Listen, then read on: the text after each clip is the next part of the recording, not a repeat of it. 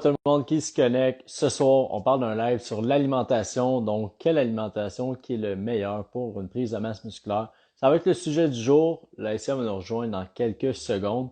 Et aujourd'hui, on va donner quelques points pour justement faire en sorte que tu puisses t'améliorer avec ton alimentation, avoir des meilleurs résultats dans le gym, être plus performant, être en meilleure shape.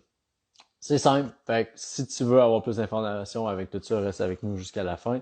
Et on remercie les gens qui vont regarder en direct, pour les gens qui écoutent en rediffusion aussi. Si vous avez des questions par rapport au sujet qu'on va parler aujourd'hui, ou encore des questions par rapport à n'importe quoi qui parle d'entraînement, d'alimentation, de mindset, bien sûr, avec lesquels on pourrait vous aider. Ça va nous faire plaisir de répondre à ça. Donc, prenez juste le temps de poser vos questions dans le commentaire ou encore de venir nous écrire en privé, puis on va pouvoir y répondre avec ça.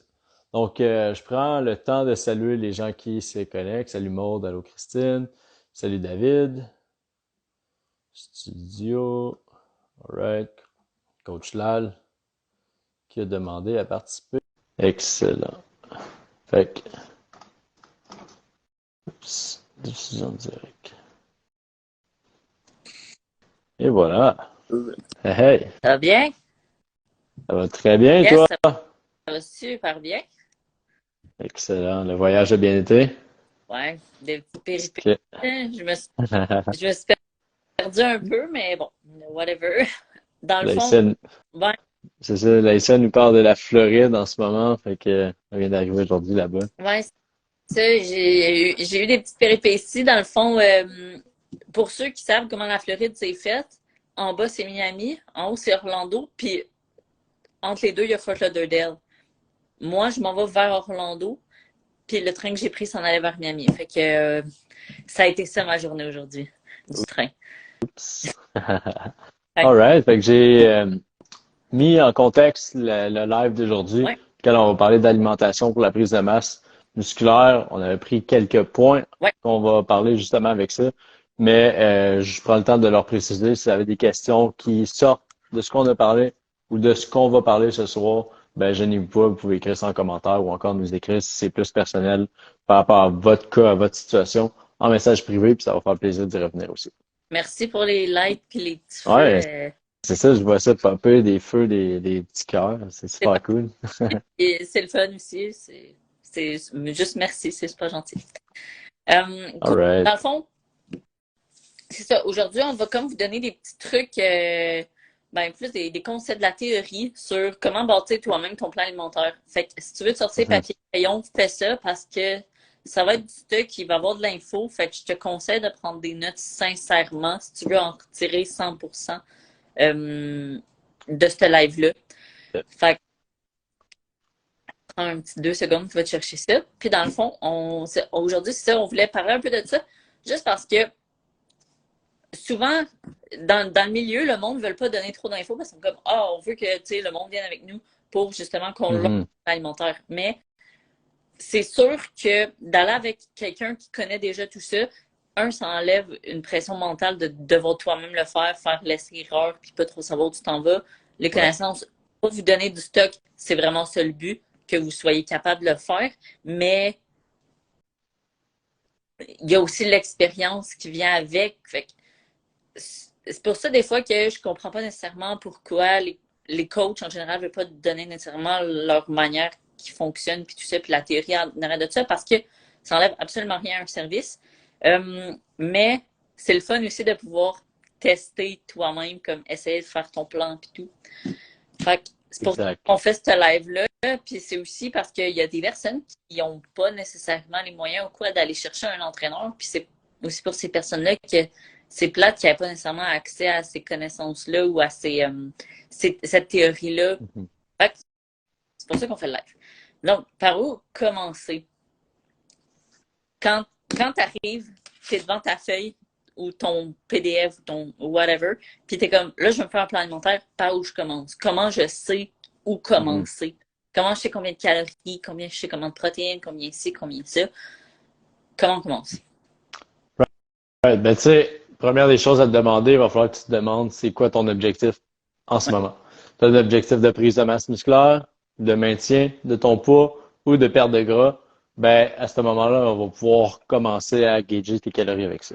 Mhm. Puis selon l'expérience que tu as aussi, si tu as déjà calculé tes calories dans le passé, c'est sûr que tu as une longueur d'avance parce que tu sais environ tes calories de maintenance se tiennent à combien.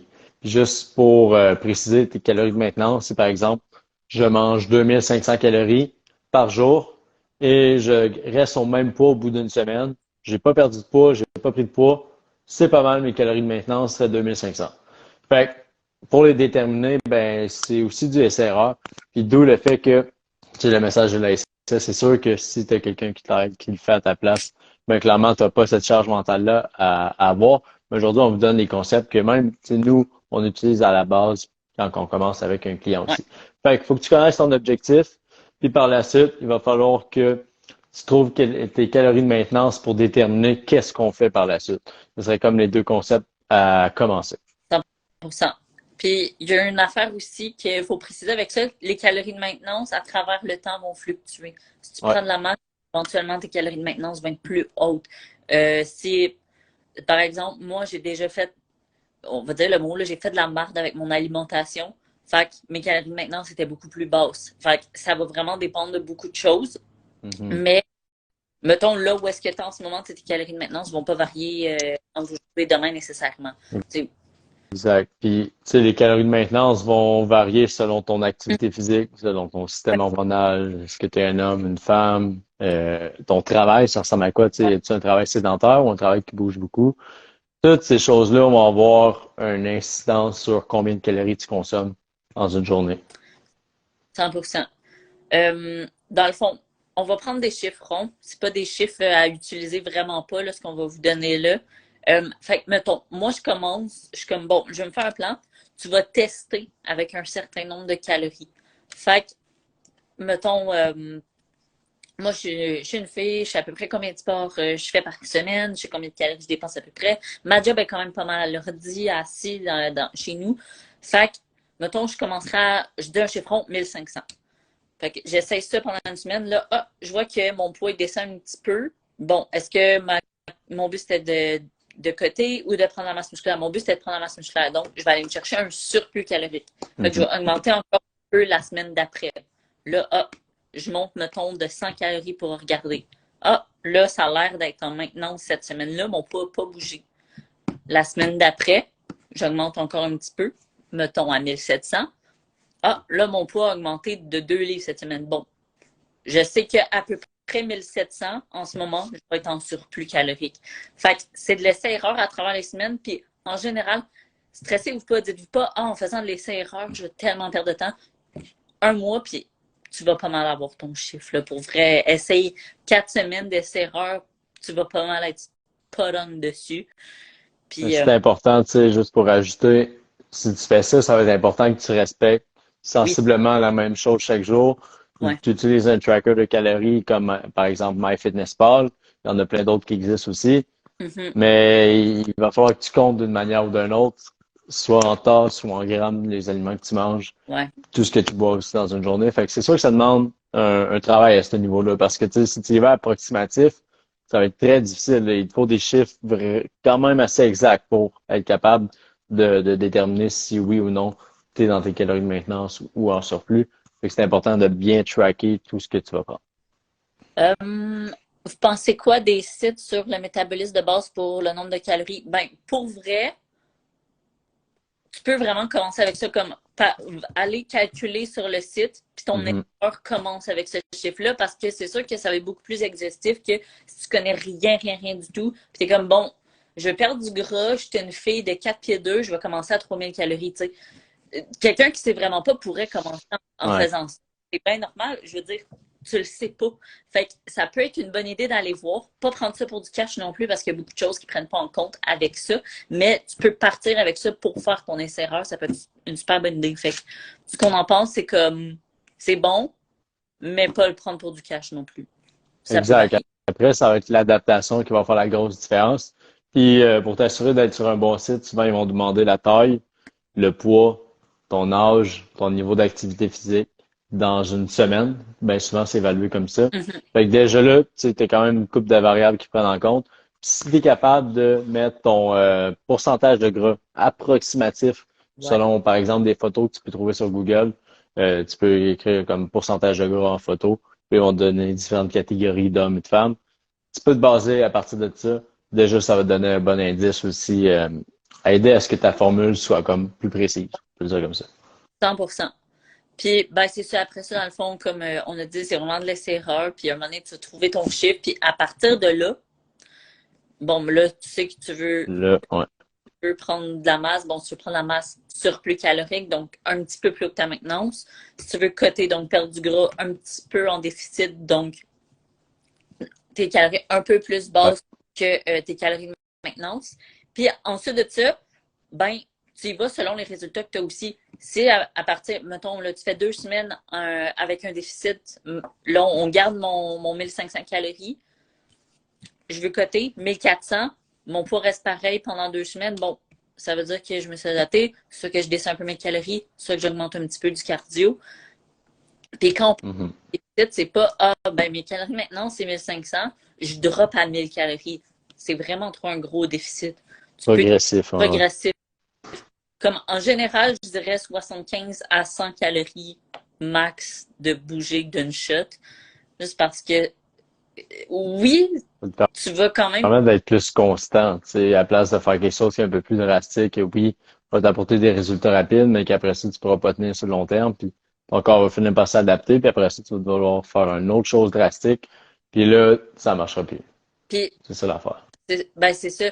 Oui, tu vas perdre du gras si tu fais quelque chose de drastique ou tu vas prendre de la masse si tu fais quelque chose de vraiment drastique aussi. Mais tu vas prendre de la masse grasse si tu fais quelque chose de vraiment drastique ou tu vas tomber qu'au bout d'un mois, ben, tes calories maintenant, ça va devenir 1000 calories. Il va falloir encore que tu descendes en dessous de ça. Puis pour vrai, un, c'est pas tant le fun à être à 800 calories. Puis deux, c'est pas tant maintenable sur le long terme non plus. Puis trois, c'est pas tant sain non plus. Fait que c'est pour ça que Exact. grosses drops ou des gros drastiques, c'est pas top. Fait que, une fois qu'on a ça, une fois qu'on sait notre goal, on sait à peu près nos calories de maintenance, on sait qu'on est soit en surplus, soit en déficit de à peu près 75-100 calories, comment on calcule les macros?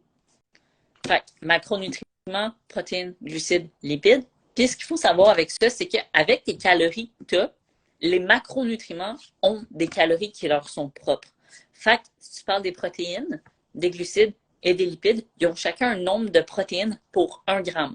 Fait que, Nombre de calories. euh, Ouais, ouais. juste pour préciser. Fait que si on a, mettons, on parle des glucides puis des protéines, pour 1 gramme de glucides, tu as 4 calories. Fait que, mettons, on dit ça, dans ta pomme, tu as 10 grammes de glucides.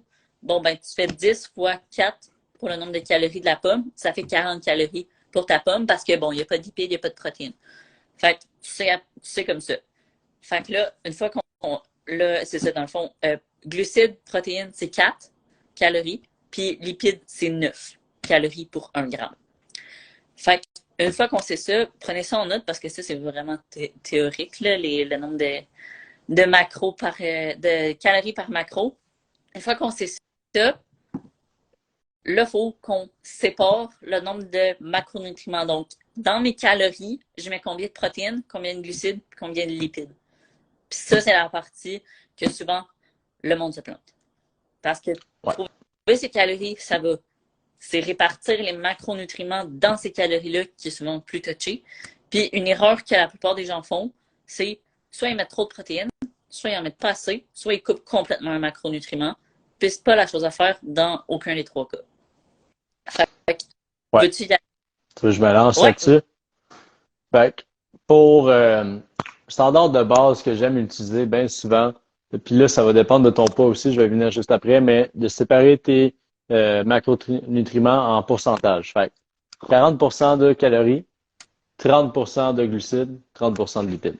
Fait que ça veut dire que, par exemple, on part de notre idée de 1500 calories, ben 1500 divisé par 40%. Ben, en fait, là, ce serait tu trouverais ton pourcentage, puis là, tu ferais ton calcul de calories. Fait que, Mettons, on sait que la protéine, c'est 4 calories. ouais. Donc, là, ça va te donner un chiffre X. Mettons, Selon ton poids, vas-y, vas-y. mettons si on y va avec un chiffron, là, t'as 1000 calories. bon, ben, c'est facile à faire avec 1000, là. 40%, c'est combien? Ben, Ça c'est fait 40, 400, 400 400 calories, puis tu calories de aurais 300 hum, de glucides et de lipides. 100%. Fait que là, après ça, ton 400, tu le divises par 4, fait que tu aurais 100 grammes de protéines. Ouais, Mais même chose, après ça, 300, fait que divisé par 4, tu aurais comme à peu près un 75 grammes de glucides. Puis de lipides, tu aurais environ peut-être 40. Je dis ça parce que là, c'est ouais. des chiffres qui sont pas exacts, Moi là. aussi, je C'est plus difficile un peu. mental un peu. Mais non, non, c'est ça. Fait que ça donnerait quelque chose dans ce genre-là. Ouais. Au niveau des protéines, ben, tout dépendant de ton poids, habituellement, on va chercher on va, tout dépendant encore de l'objectif, entre 0,8 et 1,2 grammes par livre de poids de corps. Donc, par exemple, tu pèses 150 livres, 150 grammes de protéines, ce sera à peu près correct. Si tu te rends compte que tu es encore vraiment faim à la fin d'une journée, ben, tu pourrais rajouter des légumes, tu pourrais rajouter de l'eau, mais tu pourrais aussi rajouter un peu plus de protéines dans ta journée qui va avoir comme effet de satiété, fait que de couper la faim un peu. Ouais, 100%. Puis, tu sais, tu peux y aller aussi dans les deux sens. Par exemple, tu peux y aller vraiment avec les pourcentages. Fait que tu prends ton nombre de calories, puis tu cours avec des pourcentages, justement, 40-30-30. Mm, Fait que 40 protéines, mm. 30 lipides, 30 glucides. Ou tu peux aussi te dire, bon, ben, je prends mon total de calories, puis tu y vas justement avec ce que tu as dit, le nombre de grammes de protéines par livre de poids de corps. Fait que, mettons, si tu te dis, bon, ben, je pèse 150 livres, je vais avec 1 gramme de protéines par livre de poids de corps. OK. Euh, par kilo, hein? C'est un kilo. Par livre de poids de corps. Ouais. Ouais. Euh, fait que, mettons, là, 50 grammes de protéines, bon, ben, ça va être 150 grammes de protéines. Fait que tu vas faire x4, ça va donner un chiffre. Puis, ce chiffre-là, après, tu réduis tes calories. Puis, le reste de calories qui te reste, fait que là, mettons, on dit un chiffron, il te resterait 600 calories. Fait que tu es réparti en glucides puis en lipides de la manière que tu le souhaites. Si tu aimes mieux manger des aliments qui sont plus gras, plus de lipides, mettons des noix, du beurre de noix, du bacon de dinde, des choses comme ça, tu ajustes ton plan avec des choses comme ça, avec des aliments que tu aimes. Puis si tu plus de glucides, bon, ben, tu te mets un petit peu plus de glucides. À savoir que c'est important d'avoir quand même un minimum de lipides dans vos plans alimentaires quand vous les faites. Faites pas juste dire, ah ben moi j'adore les carbs, fait que je vais mettre 0 g de lipides, je m'en fous. C'est quand même C'est important important d'avoir. Exact. d'en avoir, c'est vraiment important. Même chose pour les glucides, tu sais. Oui, Même si c'est pas nécessairement un macronutriment qui est essentiel, comme clairement, tu as besoin d'un minimum pour que ton corps fonctionne bien. Et surtout que tu te sentes heureux, puis que tu aies des bonnes performances au gym et que tu aies de l'énergie au quotidien. Parce que clairement, si tu coupes trop dans tes glucides, tu vas t'en rendre compte. Au bout de quelques jours, tu vas te sentir plus ouais, faible, avoir moins d'énergie, moins de motivation, avoir plus de difficultés à dormir aussi. Fait que c'est important d'avoir des glucides dans ta journée. 100%. Fait que tu peux y aller dans les deux sens. Fais celui qui te plaît le plus ou celui qui te semble le plus simple aussi. Puis là, on a une question qui dit, avez-vous un tableau avec les calories de certains éléments? Dans le fond, c'était le prochain point qu'on voulait parler. Où est-ce qu'on trouve les macros des choses?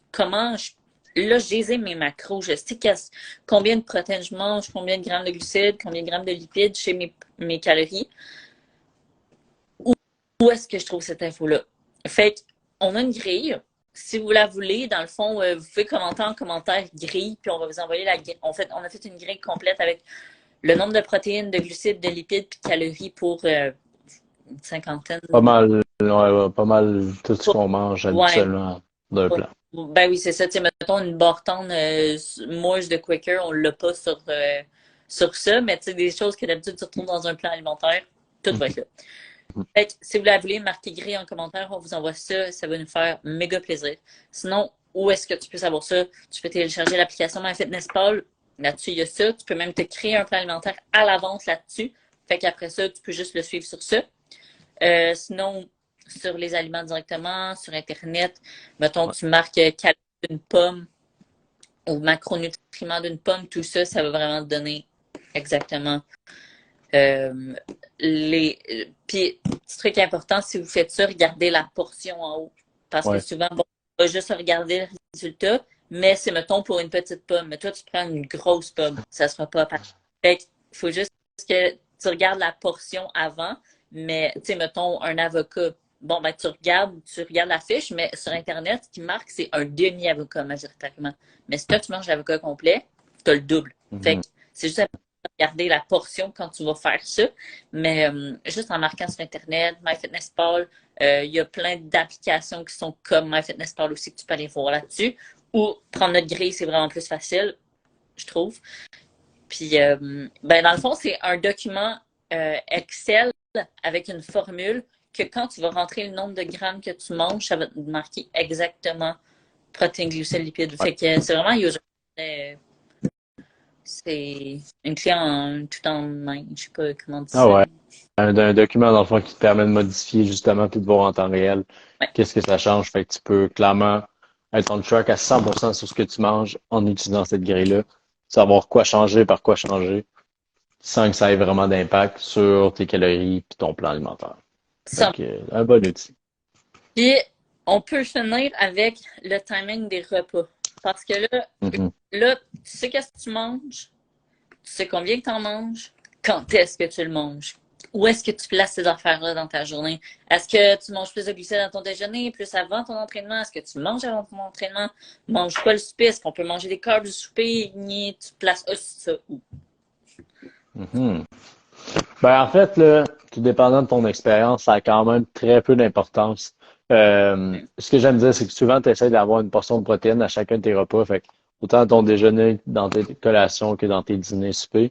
Mhm. Mais après ça, tu sais, que tu manges ton déjeuner à telle heure, ta collation à telle heure, que tu soupes, puis que tu manges une collation le soir, comme, tant que tu manges ton nombre X de calories, fait que si tu as 2000 calories à manger dans ta journée, ça peut être en 3 repas, ça peut être en 6 repas. Ça dépend de ce que tu préfères. Ça a quand même très peu d'importance, tu sais, si t'es pour te casser plus la tête avec ça, fais ce qui est plus simple, tu sais, parce que la réalité, c'est que pour plusieurs personnes, beaucoup plus simple de manger 3 repas par jour. Surtout quand tu n'as pas beaucoup de calories, manger 1500 calories en 3 repas, c'est facile. Ouais. Manger 1500 calories en 6 repas, ben là, tu te ramasses avec des petites collations partout. Fait que si t'aimes ça, c'est correct. Mhm. Mais moi qui mange 3000 calories par jour, comme manger ça en 3 repas, c'est 3 méchants repas, là. C'est un peu plus compliqué un peu. Fait que d'où le pourquoi je mange généralement 5 repas par jour, dont, dans le fond, mon déj, mon dîner, mon souper, puis 2 collations que je me mets à travers ma journée. Fait que c'est quelque chose qui est réaliste pour moi. Fait que c'est surtout de le faire selon toi, ce qui fait de bien dans ton mode de vie aussi, avec ton travail, tant que tu sois capable de le respecter. 100%. Puis, une phrase que j'aime bien dire justement par rapport, parce que j'ai déjà eu des questions en DM par rapport au timing puis tout ça. Ouais. J'aime bien dire, je vais pas la dire en anglais parce que mon accent est pas top, là, mais rends pas ça plus compliqué que ça l'a à l'être. Si Mhm. pour toi, ce qui fonctionne, c'est une petite collation après ton déjeuner puis 3 repas, c'est ça qui marche.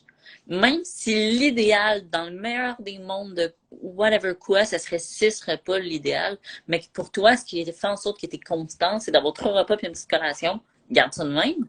Parce que l'autre fois, tu le maintiendras pas.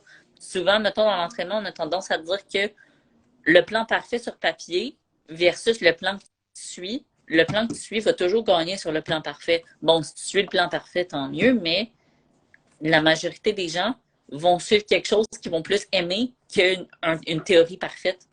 Fait Ouais. vas-y aussi avec quelque chose que tu aimes, puis de là où, justement, mettre un pourcentage de macronutriments au niveau des glucides puis des lipides selon les aliments que tu aimes le plus, ça peut être super cool.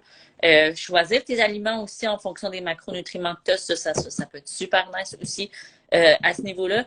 Puis tu sais, les timings de repas, là, sincèrement, j'aime bien dire d'essayer de garder, mettons, de séparer tes protéines également sur chaque repas, juste pour pas te rendre, Mhm. mettons, à manger 70 grammes de protéines le souper puis 2 grammes le déjeuner.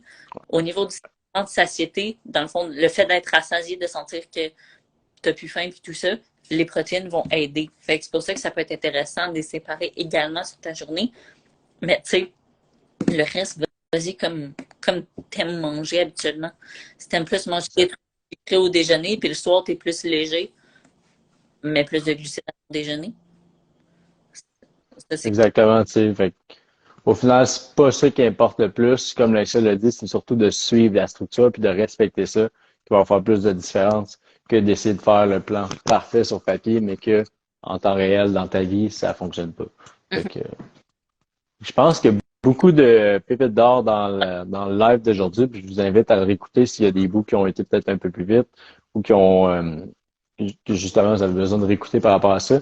Si vous vient des questions par rapport à ce qu'on vous a parlé, comment que tu pourrais bâtir ça, comment tu pourrais adapter peut-être des choses un peu plus personnelles à ta situation, n'hésite pas à nous écrire, ça va nous faire plaisir de donner un coup de main avec tout ça. Mhm. Si on peut t'aider justement à bâtir ton plan alimentaire puis d'avoir des meilleurs résultats dans le futur, ça va nous faire plaisir. C'est exactement la mission d'Optimize Body.